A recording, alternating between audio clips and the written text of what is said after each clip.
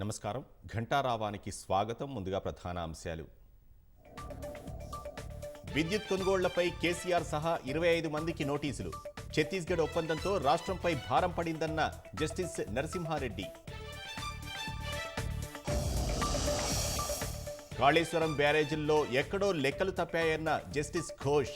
25 లోపు అఫిడవిట్లు దాఖలు చేయాలని ఇంజనీర్లకు ఆదేశం.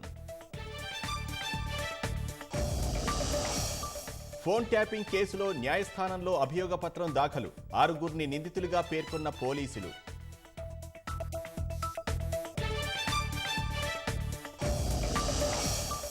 గొర్రెల కుంభకోణంపై అవినీతి నిరోధక శాఖ విచారణ వేగవంతం.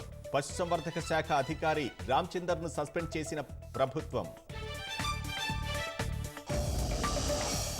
పాలమూరు రంగారెడ్డి భూ నిర్వాసితులకు ఘరానా మోసం. అధిక వడ్డీ ఆశ చూపి 150 కోట్లతో బోర్డు తిప్పిన ఫైనాన్స్ సంస్థ. ఏపీలో చంద్రబాబు ప్రమాణ స్వీకారానికి సర్వం సిద్ధం. ప్రధాని సహా వీఐపీల రాకతో పటిష్ట భద్రతా ఏర్పాట్లు.